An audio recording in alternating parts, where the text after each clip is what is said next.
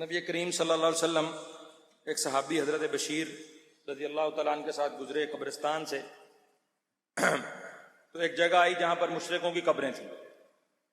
تو آپ صلی اللہ علیہ وسلم نے کہا کتنے بدقسمت ہیں یہ لوگ کہ ان کو کوئی خیر نہیں پہنچی، ان کی دنیا بھی برباد ہوئی اور آخرت میں بھی یہ اللہ کے عذاب کے مستحق بنیں گے. پھر چلتے گئے تو آگے ایک جگہ آئی جہاں پر اہل اسلام کی مومنوں کی قبریں تھیں. تو آپ صلی اللہ علیہ وسلم نے فرمایا کتنے خوش قسمت ہیں یہ لوگ کہ ان کی دنیا بھی اچھی اور ان کی آخرت بھی اچھی، ہر خیر ان کو مل گئی. اس حدیث سے علماء نے استدلال کیا ہے کہ قبرستان اور قبریں اہل ایمان کی اور اہل کفر کی، مشرکوں کی، وہ جدا جدا ہونی چاہیے. تمام فقہاء اسلام کے اور ائمہ مجتہدین ان ساروں کا اس بات پر اتفاق اور اجماع ہے، اور 1450 سال کی مسلمانوں کی تاریخ اس بات پر شاہد ہے کہ ہمیشہ مسلمانوں کے قبرستان دفنانے کی جگہیں عیسائیوں سے، یہودیوں سے، مجوسیوں سے، کافروں سے، مشرکوں سے الگ رہی ہیں.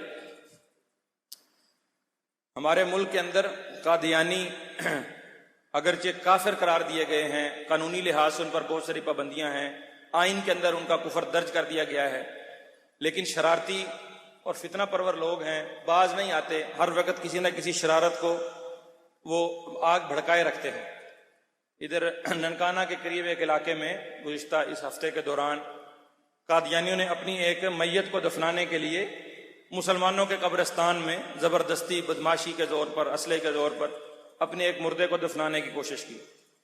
وہ معاملہ ہائی لائٹ ہوا، میڈیا تک بھی آیا، بہت سارے لوگوں تک پہنچا.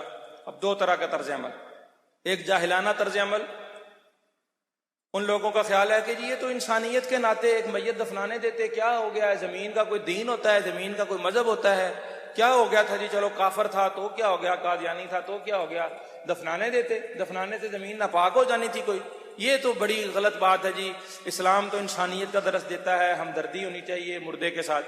سننے میں کتنی اچھی بات لگتی ہے کہ بندہ کہ یار یہ پھر کیا ہو گیا، مر گیا، اب تو مرے ہوئے کو جان چھوڑا اس کی، اب اس کو دفنانے دو، آخر انسان ہے، آخر یہ ہے وہ ہے. یہ جاہلانہ بات ہے بھائیو. سمجھنے کی بات یہ ہے کہ جب امت کا ایک اجماع ہے اس کے اوپر اور اتفاق ہے اور 1450 سال کی تاریخ ہے اور نبی کریم صلی اللہ علیہ وسلم کی سنت سے یہ بات ثابت ہے کہ مردوں کو دفنانے میں، ان کے کفن دفن میں، ان کا جنازہ پڑھنے میں ایک پورا پروٹوکول ہے، اور ہمیں یہ تعلیم دی گئی ہے کہ جب ہم قبرستان جائیں تو ہم وہاں پر اپنے مردوں کے لیے دعائے مغفرت کریں، اور کافروں کے لیے، مشرکوں کے لیے ہم دعائے مغفرت نہ کریں. بلکہ ہمیں تو یہ دینی غیرت دی گئی ہے کہ کوئی مشرک مر جائے، کافر مر جائے تو اس کے لیے دعائے خیر کی بجائے اس کے لیے جہنم کی دعا کرو کہ اللہ اس کو آخرت میں بھی سخت عذاب دے. یہ ایک دینی غیرت کا تقاضا ہے کہ بندے کو پتہ رہے کہ حق پر کون مرا اور باطل پر کون مرا. دوسری طرف خود قادیانیوں نے اپنے کتابچوں کے اندر یہ بات بہشتی مقبرہ بنا رکھا ہے، اور اس میں چندہ بٹورنے کے لیے اس کے جو انہوں نے شرطیں رکھی ہیں اس میں ایک شرط یہ ہے کہ جو قادیانی 10% اپنے ترکے کی وصیت قادیانیوں کو کر کے جائے وہ وہاں دفن ہو سکتا ہے. تو وہاں پر دفناؤ نا. اور پھر ربوے میں تم نے اپنے قبرستان بنا رکھے ہیں، یہ جو بہشتی مقبرے کا 10% ہے اس کا 1% بھی تم لگاؤ تو اپنا قبرستان خرید لو.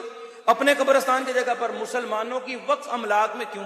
اور جو لوگ یہ دعوے کر رہے ہیں کہ انسانیت کے ناطے اس کو کہیں بھی دفنا دینا چاہیے تھا، تو کیا گورنمنٹ یا کوئی اور لوگ، کوئی بندہ کسی سکول میں، کسی کالج یونیورسٹی کی جگہ میں، کسی بے آباد ویران جگہ پر بھی کوئی مردہ دفنانے کی اجازت دے گا؟ نہیں دے گا.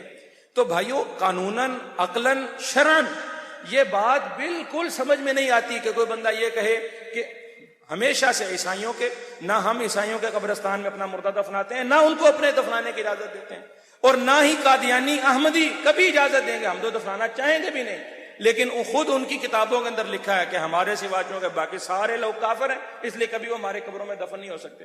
تو بھائیو اس مسئلے پر جاہلانہ طرز عمل اختیار کرنے کی بجائے ایک علمی موقف اور سمجھداری والا موقف اختیار کرنا چاہیے. ہر بات کو جذبات کی رو میں نہیں دیکھنا چاہیے.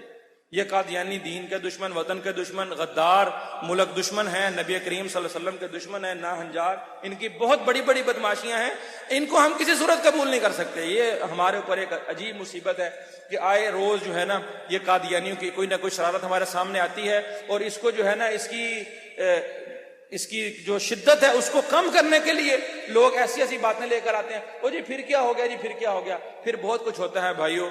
قادیانیوں کے مسئلے کے اوپر اور ختم نبوت کے مسئلے کے اوپر، اور قادیانیوں کے جو درفنتنیاں ہیں جب اسلام سے یہ خارج ہیں تو پھر یہ کلمہ، مسجد، ایسی چیزوں کو استعمال کر کے ہمارے نوجوانوں کو بہکاتے پھسلاتے کیوں ہیں؟ یہ قربانی کے مسئلے پر کبھی ہمارے ساتھ الجھتے ہیں، کبھی مردے دفنانے پر الجھتے ہیں، کبھی نمازیں پڑھنے پر، کلمے پڑھنے پر. ان کو خوب پہچانو بھائی. قادیانیوں کے مسئلے کو ہر بندے کے ساتھ، بندہ مومن جتنا مرضی فاسق فاجر برا کیوں نہ ہو، ہم اس کو دفنانے کی اجازت بھی دیتے ہیں اور اس کے لیے ہم دعائے مغفرت بھی کرتے ہیں. کوئی کتنا بڑے سے بڑا فاسق فاجر گناہ گار آدمی کیوں نہ فوت ہو جائے، انشاءاللہ ہم اس کا جنازہ بھی پڑھیں گے، دعائے مغفرت بھی کریں گے، ہو مسلمان. جب وہ مسلمان نہیں ہے، جتنا مرضی اچھا انسان کیوں نہ ہو، وہ جائے دفن ہو اپنے قبرستان کے اندر، اپنی زمین کے اندر جو جگہ انہوں نے اپنے لیے وقف کر رکھی ہے. یہی شرعی مسئلہ ہے، یہی قانونی مسئلہ ہے، اور یہی اخلاقی اور معاشرتی طریقہ بھی یہ ہے. دنیا ساری میں یہ دستور رائج ہے. اللہ تعالیٰ سمجھنے کی توفیق عطا فرمائے.